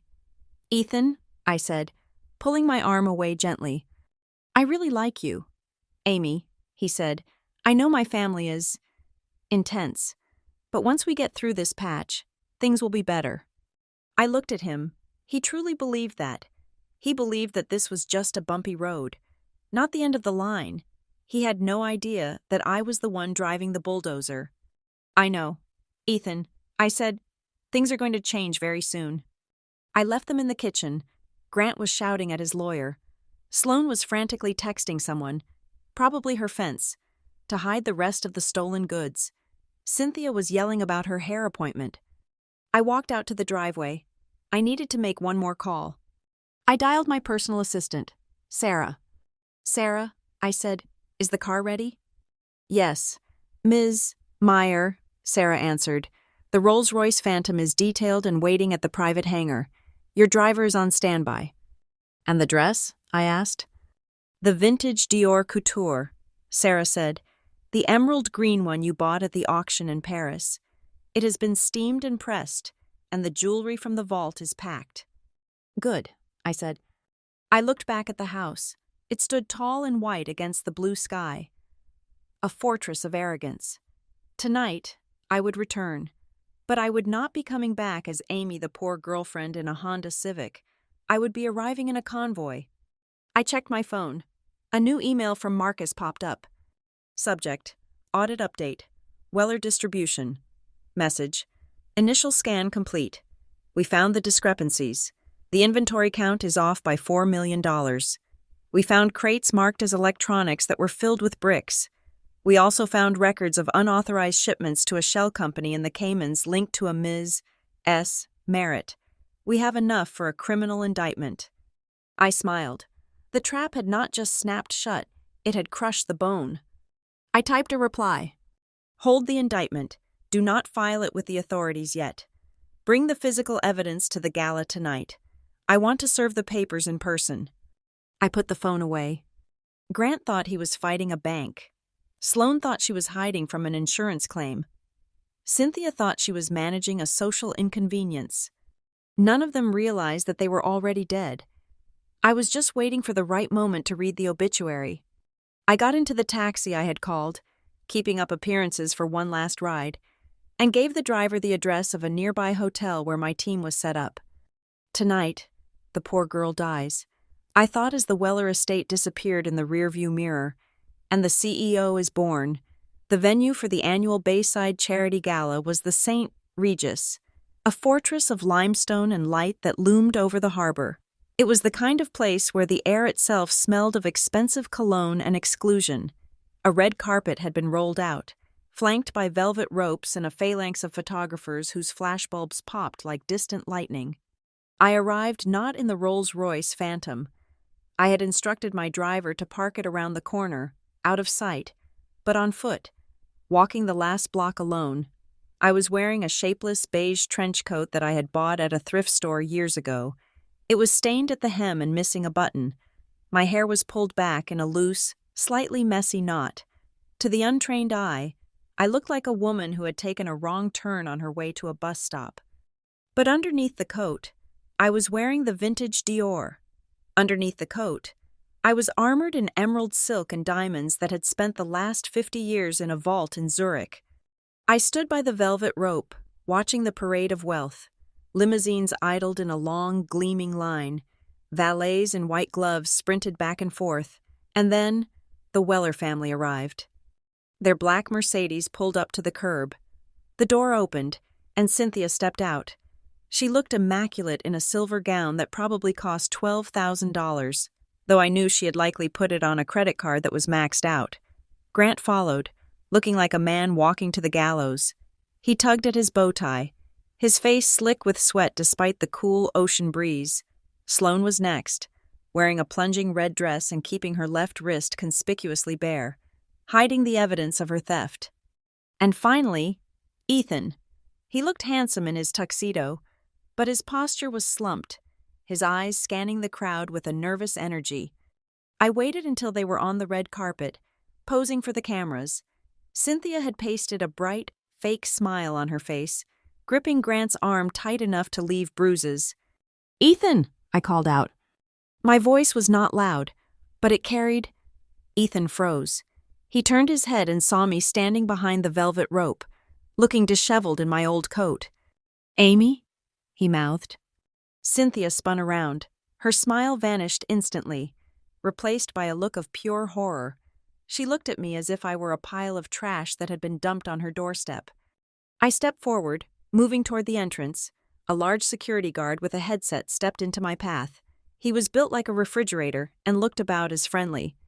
"Excuse me, miss," he rumbled, holding up a hand the size of a dinner plate. "This is a private event. Ticket holders only." "I am with them," I said, pointing at the Wellers. "I am Ethan Weller's guest." The guard looked at the Wellers. The photographers lowered their cameras, sensing a moment of unscripted drama. The people in line behind me, titans of industry, socialites, politicians, began to murmur. Ethan took a step toward me, his face filled with panic. "Amy, you are wearing that?" "I told you I was coming," I said, keeping my voice steady. "I just need you to vouch for me. I forgot my ticket." The guard looked at Cynthia. "Ma'am, do you know this individual?" This was the moment, the final test. I looked Ethan in the eye. I gave him one last chance to be a man, one last chance to claim me, regardless of what I looked like. Ethan looked at his mother. Cynthia's eyes were hard flint. She gave a microscopic shake of her head. Ethan looked back at me. He swallowed hard. Then he looked at his shoes. "I do not know her," Ethan whispered. "What was that, sir?" the guard asked. "I said I do not know her," Ethan shouted, his voice cracking with shame. "She is just some stalker. Please, just keep her away from us." Cynthia let out a sigh of relief. She smoothed her dress and turned to the guard, her voice dripping with imperious disdain. "You heard him," Cynthia said loud enough for the crowd to hear. "We have never seen this woman before. Please remove her. She is clearly disturbed. Look at how she is dressed. It is an insult to the gala." The crowd tittered. Sloane laughed, a cruel, sharp sound. "Oh my God, how embarrassing," Sloane said, loud enough to be heard by the press. "Someone call a shelter." The guard turned back to me, his face hardening. "You need to leave, miss," he said, reaching out to grab my arm. "You are causing a scene. Move along before I call the police." I did not move. I did not flinch. I planted my feet and looked the guard in the eye. "Do not touch me," I said. The authority in my voice surprised him. He paused, his hand hovering inches from my dirty trench coat. I said, "Move along," he growled, trying to regain control. "You do not belong here. Look at you. This is a $5,000 a plate dinner. You cannot even afford the parking." The Wellers turned their backs on me. They began to walk up the red carpet toward the golden doors of the ballroom, eager to escape the embarrassment. They thought it was over. They thought they had successfully discarded me. "Amy?" The voice came from the top of the stairs, near the entrance. It was a deep, resonant baritone that commanded instant silence. The crowd parted. A man was walking down the red carpet, descending the stairs toward us. He was in his 60s, with silver hair and a tuxedo that fit him like a second skin. It was Arthur Pendleton, the chairman of the Charity Foundation, the former governor of the state, and more importantly, a man who sat on the board of directors of Meyer Global. The Wellers froze. Cynthia's face lit up. She thought Arthur was coming to greet them. She stepped forward, extending her hand. "Arthur!" she exclaimed. "How wonderful to see you. We were just dealing with a little—" Arthur walked right past her. He did not even look at her. He walked past Grant, past Sloane, past a stunned Ethan. He walked straight to the velvet rope. He looked at the security guard. "Step aside," Arthur commanded quietly. The guard blinked, confused. "But sir, this woman is—" "I said step aside." Arthur repeated, "You are blocking my guest of honor." The guard dropped his hand as if he had been burned. He stepped back, bewildered. Arthur smiled at me. He reached over the velvet rope and unclipped it himself, swinging it open. "Ms. Meyer," Arthur said, bowing his head slightly, "I was worried you were not going to make it. When my secretary told me you were in town, I hoped you would grace us with your presence." I stepped through the rope. "Hello, Arthur," I said. "I apologize for the delay. I had some refused to take out." I looked at the Wellers. They were standing 10 feet away, frozen in a tableau of absolute shock. Cynthia's mouth was hanging open. Grant looked like he was having a stroke. Ethan looked as if the world had just tilted on its axis. "Ms. Meyer?" Cynthia whispered. She looked at Arthur. "Arthur, you know her? She is nobody. She is a logistics girl." Arthur turned slowly to face Cynthia. His expression was one of polite confusion mixed with steely resolve. "Cynthia, this is Amy Meyer," Arthur said. "She is the founder and CEO of Meyer Global. She is the largest donor to this foundation. She personally underwrote the entire gala tonight." The silence that descended on the entrance was absolute. The photographers stopped snapping. The wind seemed to stop blowing. "Meyer Global?" Grant croaked. I stepped forward. I reached up to the buttons of my dirty beige trench coat. 1 button, 2 buttons, 3. I shrugged the coat off my shoulders. It fell to the red carpet in a heap of beige fabric, revealing what lay beneath. The vintage Dior gown was a masterpiece of emerald silk. It hugged my frame perfectly, shimmering under the lights. Around my neck was a necklace of flawless diamonds and emeralds that caught the flash of the paparazzi bulbs and threw the light back with blinding intensity. I stood there, transformed. The poor, mousy Amy was gone. In her place stood a woman who controlled shipping lanes across 3 oceans. I smoothed the silk of my dress and looked at Cynthia. "You were right about one thing, Mrs. Weller," I said, my voice cool and projected. My outfit was inappropriate. The coat really had to go. Cynthia stared at me. Her eyes traveled from my face to the diamonds, then to the gown.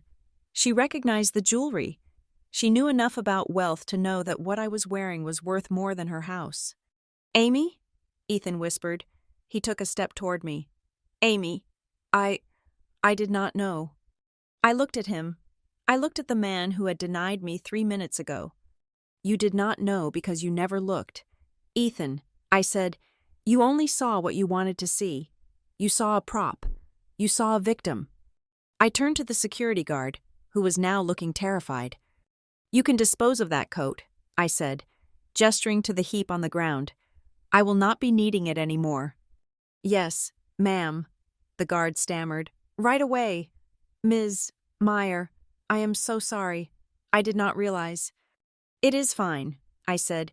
You were just doing your job, which is more than I can say for some people. Arthur offered me his arm. Shall we go inside?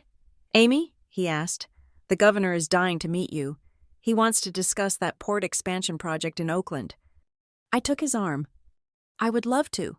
Arthur, I said. We began to walk up the red carpet. As we passed the Wellers, I stopped. I turned to look at them one last time. Grant was shaking. He had put it together. Meyer Global owned Oakhaven Capital. I was the one who had called his loan. I was the one who had sent the auditors. Please, Grant whispered. Amy, Ms. Meyer, please. I smiled. It was a shark smile. Enjoy the gala. Grant, I said, eat the shrimp, drink the champagne. It is the last meal you will ever eat as a free man. And you, Cynthia, I added, looking at the woman who had tormented me. You really should have read that prenup more carefully, especially the part about separate liabilities. You are going to need every penny you have to pay for Grant's legal defense. I turned to Sloane. She was shrinking back, trying to hide behind her mother. Oh, and Sloane? I said, I hope you brought your checkbook. The auditors are waiting for you inside, and they brought the police.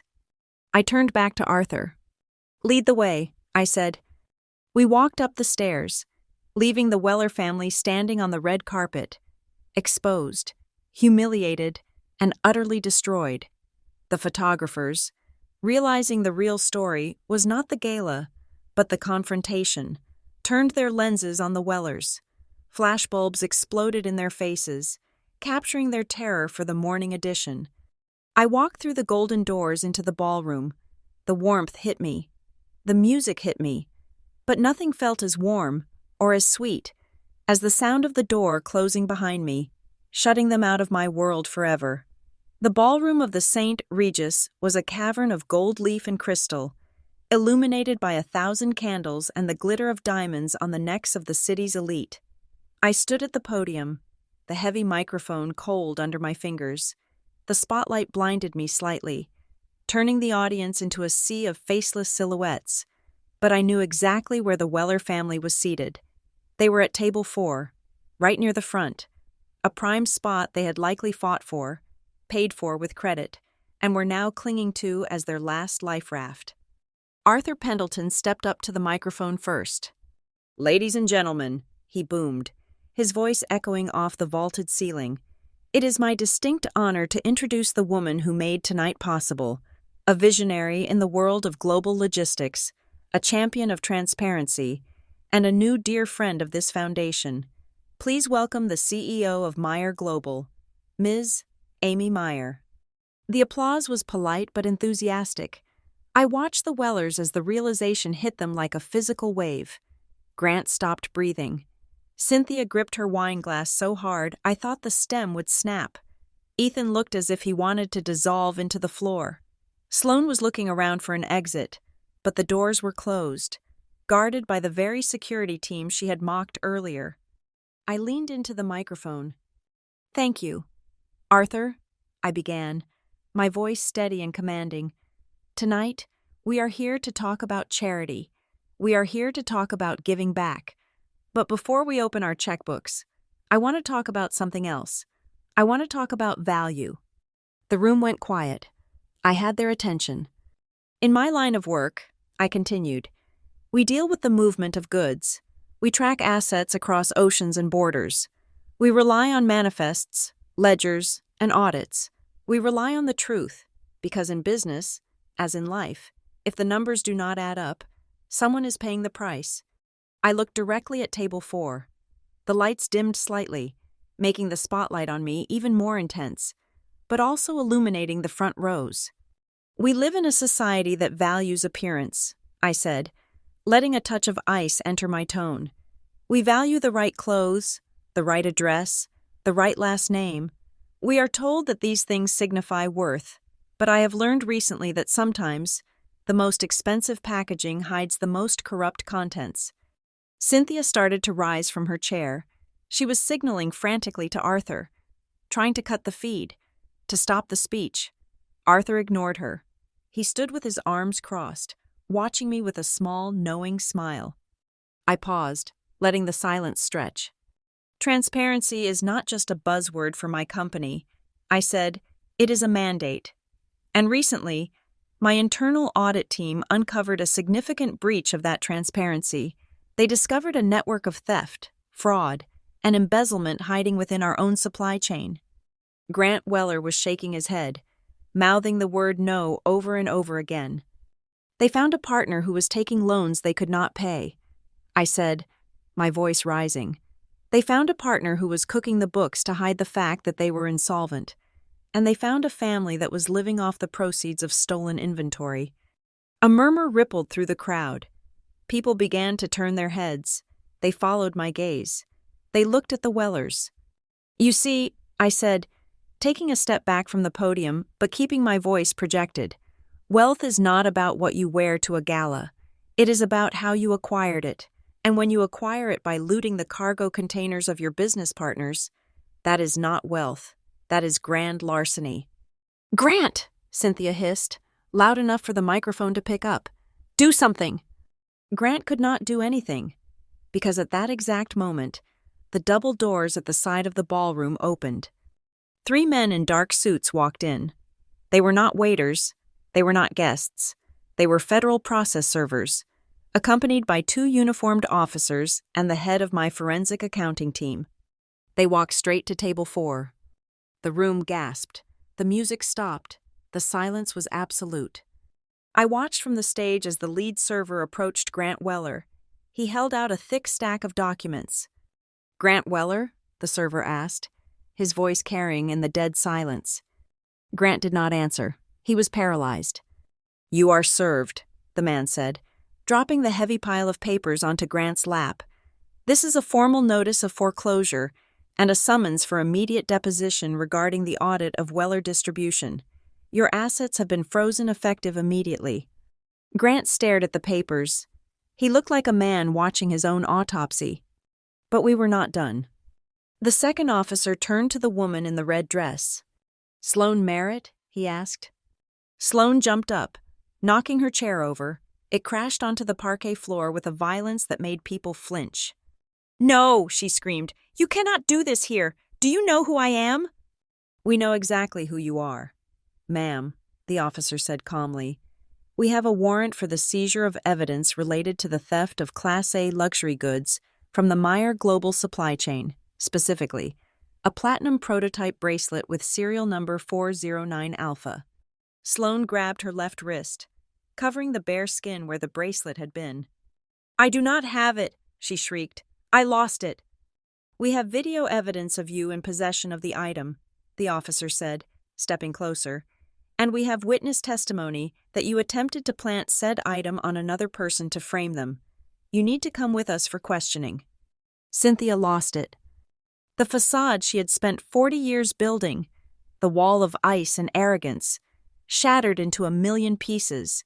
She stood up and slammed her hands on the table, shattering a wine glass. Red wine splashed across the white tablecloth like a gunshot wound. This is a setup, she screamed, pointing a trembling finger at me on the stage. That woman is a liar. She is a fraud. She came into my house in rags. She is the thief. I stood on the stage, looking down at her. I did not yell. I did not get angry. I simply leaned into the microphone one last time. Actually, Mrs. Weller, I said, my voice calm and amplified, filling every corner of the room. I am the landlord, and your lease is up. The crowd erupted. It was not applause this time. It was the sound of shock, of judgment, of 1,000 whispers starting at once. Process servers moved in on Sloan. She tried to pull away, but the officer took her arm firmly. Do not touch me, she wailed, her voice cracking. Ethan, help me! Ethan sat there. He did not move. He did not look at his cousin. He did not look at his parents. He looked at me. His face was a mask of total devastation. He realized, finally, that the girl he had been ashamed of was the only person in the room who held the keys to his salvation, and he had thrown those keys away. Grant tried to stand, clutching the foreclosure papers to his chest, but his legs gave out. He slumped back into his chair, a broken man. Cynthia was still screaming, but no one was listening. The security team, the real security team, was moving in to escort them out, not because they were criminals, though they were, but because they were causing a disturbance. They were being removed like unruly drunks. I turned to the audience. "I apologize for the interruption," I said, "but at Meyer Global, we believe in cleaning house. Now, please, enjoy the evening. And remember, true generosity begins with honesty." I walked off the stage. As I descended the stairs, I watched the procession of the damned. Grant was being supported by a waiter. Sloane was being led out in handcuffs, weeping about her reputation. Cynthia was still shouting threats, but her voice was growing fainter as they dragged her toward the exit. I stopped at the bottom of the stairs. I watched them go. Ethan was the last one. He stood up slowly. He looked at the empty chairs where his family had been. Then he looked at me. He took a step toward me. "Amy," he said. I did not stop. I did not slow down. I walked right past him, the train of my emerald gown brushing against his tuxedo trousers. I did not even acknowledge his existence. I walked to the bar, where Arthur was waiting with 2 glasses of champagne. "To transparency?" Arthur asked, raising a glass. I took the crystal flute. The bubbles rose in a perfect golden stream. "To cleaning house," I corrected. I took a sip. It was crisp, cold, and tasted of victory. Behind me, the ballroom doors closed on the Weller family. They were gone. Their name was Mud. Their assets were mine. And the story of the poor girl in the thrift store dress would be the gossip of the century. I turned my back on the door and looked out at the party. The band began to play. The gala continued. The world moved on. And for the first time in a long time, I felt completely, utterly clean. The officers had moved the Weller family into a private anteroom just off the main lobby of the St. Regis. It was a small, elegant space, usually reserved for VIP guests to wait for their limousines. But tonight, it served as a holding cell for the disgraced. The police were polite but firm, keeping them seated while they processed the initial paperwork for Sloane's arrest and Grant's foreclosure service. I did not have to enter that room. I could have walked out to my car, sipped my champagne, and let the legal system grind them into dust. But a story like this required an epilogue. It required a final punctuation mark that only I could provide. I signaled to the head of my security detail, who nodded to the police officer guarding the door. The officer stepped aside. I walked in. The door clicked shut behind me, cutting off the murmur of the gala outside. The silence in the room was thick and toxic. Cynthia was sitting on a velvet bench, her face streaked with mascara tears. Grant was slumped in a chair, his tuxedo jacket unbuttoned, staring at the floor like a man who had just watched his house burn down. Sloane was handcuffed, sitting in the corner, her face pale and devoid of its usual arrogance, and Ethan stood by the window, looking out at the darkness. When I entered, they all looked up. "You!" Cynthia spat. The venom was still there, but it was weak now, diluted by fear. "You did this. You ruined us." I walked to the center of the room. I looked immaculate in my emerald gown, a sharp contrast to their disheveled state. "I did not ruin you, Cynthia," I said calmly. "I simply turned on the lights. The rot was already there." I reached into my clutch. I pulled out the thick, cream-colored envelope she had slid across the dinner table 24 hours ago. It was bent at the corners now. I tossed it onto the table in front of her. It landed with a soft thud. "You can have this back," I said. Cynthia stared at the envelope. $10,000, I said, shaking my head. "You really thought that was the price of my dignity. You thought that was enough to make a human being disappear." "It is a lot of money to someone like you," Cynthia muttered, though her voice lacked conviction. I laughed. It was a dry, humorless sound. "Someone like me?" I asked. "Cynthia, that envelope contains less than what I earn in interest every hour. That money was not a payout. It was a test, I wanted to see if you were just protective mothers or if you were cruel. You failed." Grant looked up. His eyes were bloodshot. "Who are you?" he whispered. "Really?" "I am the person you should have been honest with, Grant," I said. I stepped closer to him. "I am the founder and majority shareholder of Meyer Global," I said. "We are a Fortune 500 company. We manage logistics for 60% of the retail sector on the West Coast, including the goods that pass through your failing distribution hub." Grant flinched as if I had hit him. You own the supply chain?" he gasped. "I own the supply chain," I confirmed, "and as of last night, I also own your debt." I pulled out a second document from my bag. It was the transfer of deed confirmation from Oakhaven Capital. "I bought your loan portfolio from Meridian Private Bank," I explained, keeping my tone conversational. "I paid 80 cents on the dollar. You currently owe me $12 million in principal, plus $300,000 in accrued interest and penalties. And since you are in default, I have exercised my right to accelerate the loan." "I owe you?" Grant stammered. "You owe me everything," I said. "The warehouse, the trucks, the inventory, and thanks to the personal guarantees you signed to get that loan, I also have a claim on your private assets. This house, your cars, even that watch on your wrist." Grant looked down at his Rolex. He covered it with his hand, a futile gesture of protection. "Why?" he croaked. "Why go to this length?" "Because you stole from me," I said, my voice hardening. "Not just the bracelet Sloan took. Your company has been siphoning inventory from my shipments for 2 years to cover your losses. My auditors proved it this morning. That is why the police are here. This is not just a bankruptcy. Grant, this is a RICO case." I turned to Sloan. She shrank back against the wall, the handcuffs clinking softly. "And you," I said, "you were the fence. You were selling the stolen goods. The bracelet was just the tip of the iceberg. My legal team has already handed the files to the district attorney. You are looking at 5 to 10 years in federal prison for interstate trafficking of stolen property." Sloan began to sob.